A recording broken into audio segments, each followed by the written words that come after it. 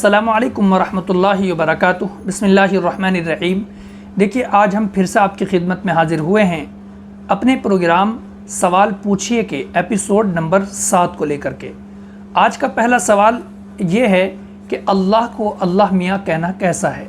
देखिए, दारुल उलूम देवबंद के फतवे में भी इसको ज़िक्र किया गया है कि अगर हम अल्लाह को अल्लाह मियाँ कहते हैं तो इसमें कोई हरज नहीं है, क्योंकि इस लफ्ज़ का इस्तेमाल करना अल्लाह की ताज़ीम के लिए है, अल्लाह की तकरीम के लिए है और इज़्ज़त के लिए अल्लाह को अल्लाह मियाँ कहा जाता है। तो इसलिए ये बात हमारे लिए साफ़ और वाज़ेह हो जाती है कि अल्लाह को अल्लाह मियाँ कहने में कोई हरज नहीं है। एक और सवाल हमारे एक भाई ने किया है।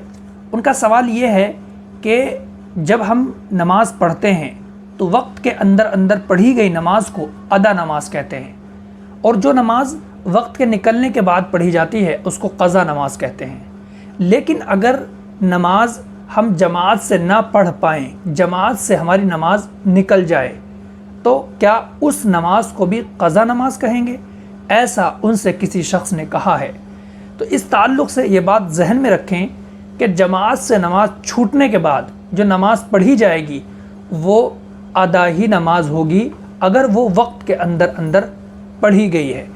हाँ, जो नमाज जमात के साथ नहीं पढ़ी गई उसमें जमात का सवाब नहीं मिलेगा। अगला सवाल कि अगर हमने इमाम को रुकू में पाया तो हम किस तरीक़े से जमात में शरीक होंगे।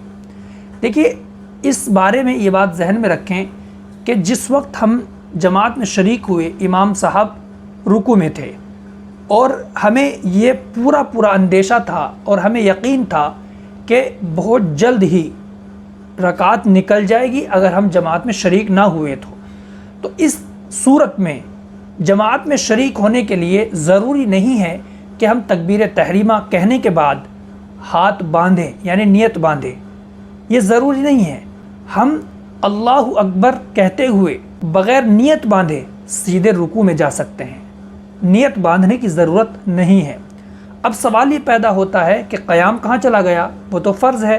तो याद रखें कि जितनी देर में और जितने टाइम में हमने तकबीर तहरीमा अल्लाहु अकबर कहते हुए क़याम किया है, जितने सेकंड भी हम खड़े हुए हैं वही क़याम के दर्जे में हैं। अगला सवाल हमारी एक बहन ने किया है, बच्चे को दूध कितने वक्त तक पिलाया जा सकता है। शरीयत इस ताल्लुक़ से क्या कहती है कि कितने साल तक बच्चों को दूध पिलाया जाए।